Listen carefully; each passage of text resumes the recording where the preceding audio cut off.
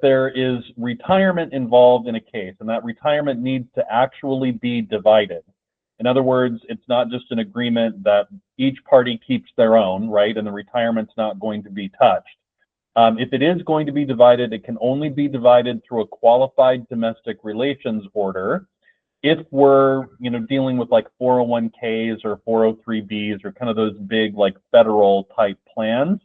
So that's just what we call a QDRO, and every retirement financial institution out there knows what they are. And most of them have a template that they can use to help get that qualified domestic relations order drafted.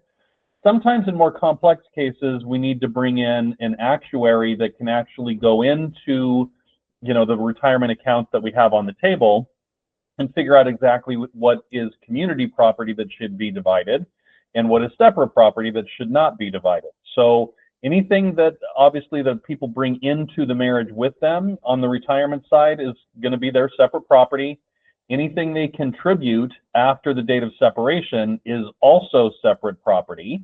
And so then the job of the actuary is to find out kind of the in-between bit, right? The stuff that's actually community property because it was contributed during the marriage.